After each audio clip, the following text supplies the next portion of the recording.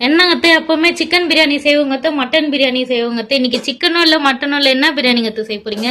இன்னைக்கு பாருமா சூப்பரான இன்னைக்கு எறா பிரியாணி தான் செய்ய போறோம்.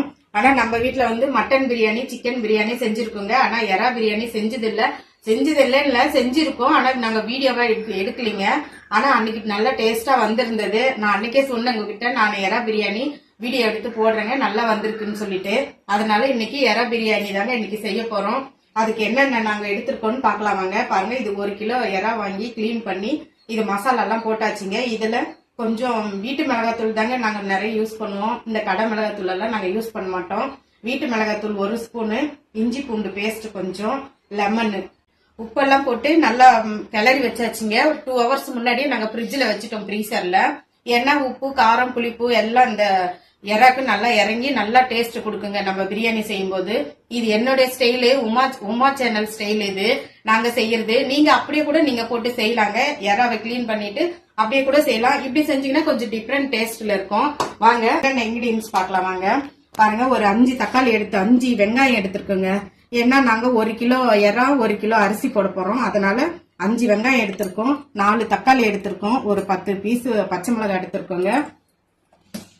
இங்க பாருங்க, புதினா கொஞ்சம் எடுத்திருக்கோம். நிறைய புதினா போடக்கூடாதுங்க, போட்டோம்னா தக்காளி சாதம் அந்த மாதிரி டேஸ்ட் வந்துடும். இஞ்சி பூண்டு அரைச்சி வச்சிருக்கோம், அதுல ஒரு 2 ஸ்பூன் எடுத்துப்போங்க, அவ்வளவுதான். இப்ப நம்ம செய்ய ஸ்டார்ட் பண்ணிடலாங்க.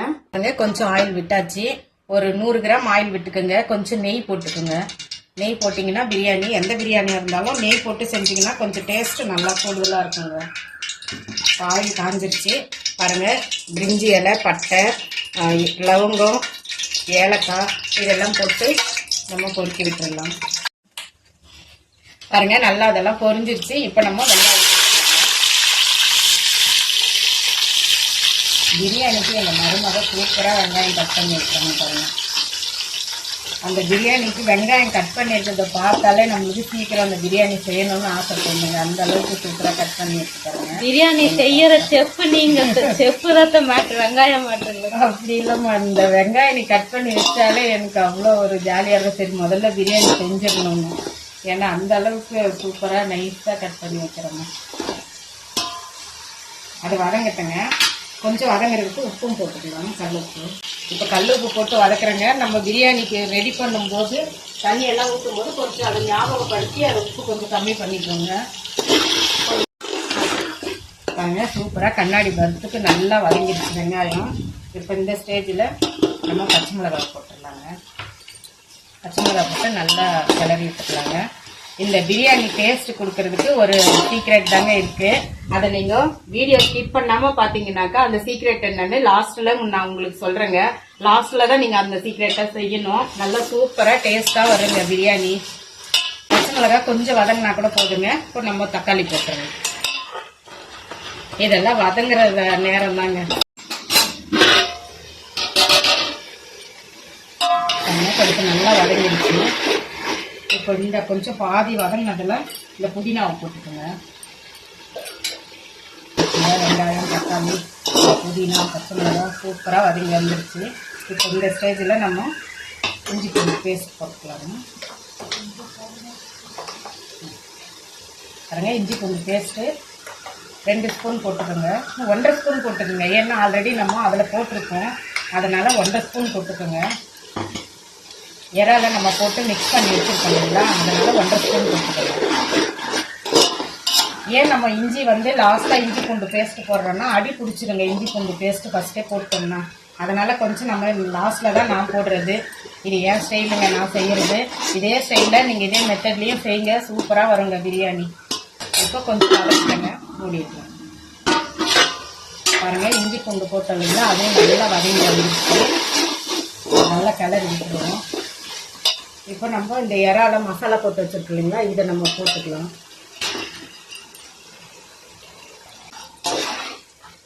நல்லா மிக்ஸ் பண்ணி கிளறி விட்டுக்கலாம். கொஞ்ச நேரம் இருக்கட்டுங்க, மூடி போட்டு மூடி விடலாம். பாருங்க, இறா போட்டோம் இல்லைங்களா, அதை கொஞ்சம் அப்படி கிளறி விட்டுடலாங்க. பாருங்க, இதே பாசுமதி ரைஸ் எடுத்திருக்கேங்க. 1 கிலோ அரிசி எடுத்திருக்கோம். இது ரொம்ப நேரம் ஊற வைக்க வேண்டாங்க. நம்ம இங்க தண்ணி ஊற்றும் போது மசாலா போட்டு தண்ணி ஊற்றும் போது இதை ஊற வச்சாலே போதும். ஒரு 10 நிமிஷம் ஊற வைக்கும் போதே நல்லா கழுவிடுங்க. இதை நல்லா கழுவிட்டு அப்புறமா நீங்க ஊற வச்சீங்கன்னாக்கா அந்த தண்ணி இழுத்துட்டு அப்படியே நம்ம போட்டுடலாம். ஊற வச்சதுக்கு அப்புறம் கழுவுனீங்கன்னாக்கா அதை உடஞ்சிருங்க அரிசி. அதனாலதான் ஃபர்ஸ்ட் நீங்க கழுவி ஊற வச்சிருங்க. பிரியாணி செய்யறதுலேயே கொஞ்சம் ஒரு சீக்ரெட் இருக்குங்க. அதை ஃபாலோ பண்ணாலே பிரியாணி சூப்பரா வருங்க. இப்போ நம்ம மசாலா போட்டுடலாங்க. இது வீட்டில் அரைச்ச மிளகாத்தூள், அதை 1 ஸ்பூன் போடுறேங்க. வெறும் மிளகாத்தூள் அரைச்சி வச்சிருக்கோங்க. தனி மிளகாத்தூளுங்க 2 ஸ்பூன் போட்டுக்கலாங்க. ஒரு அளவுக்கு அரிசிக்கு 2 டம்ளர் தண்ணிங்க. அந்த மாதிரி 5 அளவுக்கு நான் எடுத்திருக்கேங்க. 10 டம்ளர் தண்ணி இருக்கு. இதை ஊற்றிடலாங்க.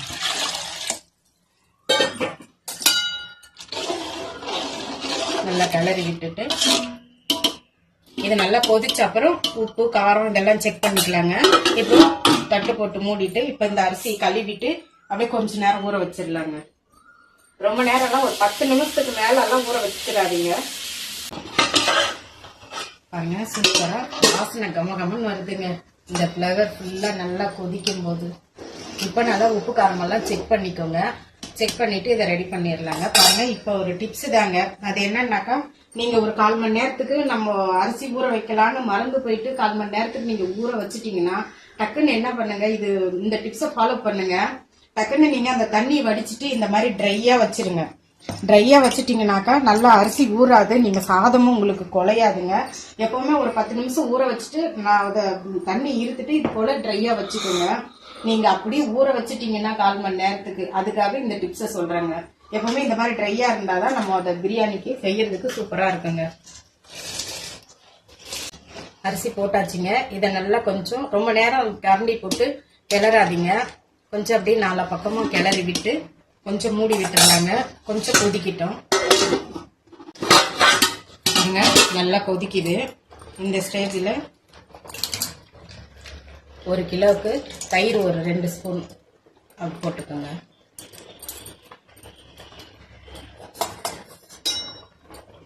போட்டு நல்லா கிளறி விட்டுருங்க. ரொம்ப நேரம் கரண்டி போடாதீங்க. சும்மா அப்படி 4 பக்கமா அப்படி கிளறி அவ்வளோதான். கொஞ்சம் சிம்மில் வச்சிருங்க. இதுக்கப்புறம் கொஞ்சம் கொதிக்கட்டும்.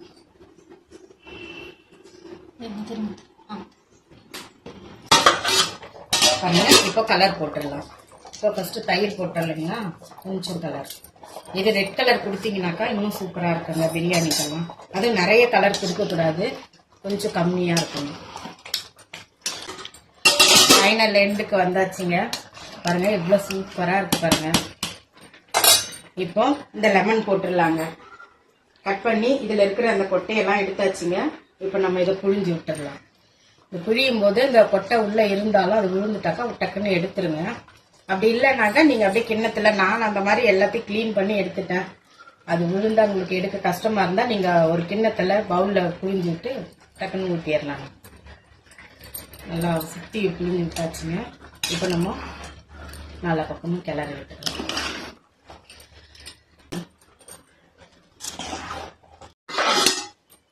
இப்போ நம்ம லெமன் புழிஞ்சு விட்டாச்சுங்க. இங்க சீக்ரெட் ஒன்று சொல்லியிருந்தேன் இல்லைங்களா, அது இந்த நெய் தாங்க. நம்ம நெய் அந்த தம் கட்டுறதுக்கு முன்னாடி இந்த சீக்ரெட்டான நெய்யை கொஞ்சம் அப்படி, நெய் பிடிக்காதவங்க கொஞ்சம் கம்மியா கூட ஊத்திக்குங்க. ஆனா இந்த நெய்யை லாஸ்ட் டைம்ல எண்டிங்ல இதை ஊத்தி தம் போட்டீங்கன்னா அவ்வளவு சூப்பர் டேஸ்ட் இருக்குங்க இறக்கும் போது. இப்ப அப்படியே இருக்கட்டுங்க, கிளறாதீங்க. அவ்வளவுதாங்க. மூடி வச்சுட்டு நம்ம ஸ்டவ்வும் ஸ்லோ பண்ணிடலாம். சிம்மிலேயே இருக்கணுங்க. நம்ம வெயிட் வச்சிடலாங்க. ஒரு 5 மினிட்ஸ் கழிச்சுங்க இந்த ஸ்டவ் ஆஃப் பண்ணிடலாம். ஒரு 50 மினிட்ஸ் நம்ம தம்முல இருக்கட்டுங்க. 50 மினிட்ஸ் கழிச்சு இந்த தம் இறக்கணும்னா சூப்பரா இருக்குங்க. உமா சேனல் ஸ்டைல்ல நாங்க இன்னைக்கு சூப்பரான எறா பிரியாணி எப்படி வந்திருக்குன்னு ஒரு 50 மினிட்ஸ் கழிச்சு நம்ம பாக்கலாங்க. பாருங்க பிரியாணி தம் கட்டி இருக்கோம், எப்படி வந்திருக்குன்னு பாக்கலாம். பாருங்க எவ்வளவு சூப்பரா வந்திருக்கு. மேல பாருங்க எப்படி இருக்கு பாருங்க பிரியாணி. நல்லா சூப்பரா வந்திருக்குங்க. கொஞ்சம் கூட அடி பிடிக்கலைங்க. நல்ல சாதமும் குலையவே இல்லை. நல்ல அரிசியும் உடையலைங்க. நல்லா சூப்பரா இருக்கு. பிளேட்ல போட்டுடலாங்களா?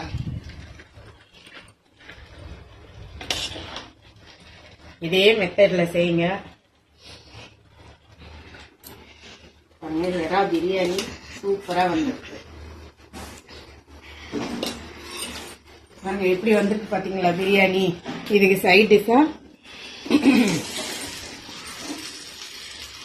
ஏன் இப்படி இரும்பிட்டு இருக்கோம்னு பாக்குறீங்களா? மீன் வறுக்குறீங்க பக்கத்துலயே. பாருங்க சூப்பரா நாங்க ஃபிஷ் ஃப்ரை தாங்க செஞ்சிருக்கோம். பாருங்க ஆனியன் ரைத்தா. பாருங்க எறா பிரியாணியும் இந்த ஃபிஷ் ஃப்ரையும் ஆனியன் ரைத்தாவும் சூப்பரா இருக்குங்க. சூப்பரா எறா பிரியாணி ரெடி ஆயிருச்சுங்க. அதை தொட்டு சாப்பிட்றதுக்கும் ஃபிஷ் ஃப்ரை ஆனியன் ரைத்தா தாங்க. இதே மெத்தட்ல செய்யுங்க. இடையில நான் டிப்ஸும் கொடுத்துருக்கேன். இந்த பிரியாணி எப்படி செய்யறதுன்னு சீக்ரெட்டும் கொடுத்துருக்கேன். இதை நீங்க வீடியோ ஸ்கிப் பண்ணாம பாத்தீங்கன்னா சூப்பரா நீங்க பிரியாணி செஞ்சிடலாங்க. அதனால நம்ம சேனலை சப்போர்ட் பண்ணுங்க, சப்ஸ்கிரைப் பண்ணுங்க, எப்படி இருந்ததுன்னு கமெண்ட் பண்ணுங்க. நீங்க தொடர்ந்து நம்ம வீடியோஸ் எல்லாம் பார்த்து நம்ம சேனலுக்கு சப்போர்ட் பண்ணுங்க. இதே மெத்தட்ல செய்யுங்க. நெக்ஸ்ட் வீடியோல பாக்கலாங்க. சூப்பரான எறா பிரியாணி ரெடி. உமா சேனல் எறா பிரியாணிங்க.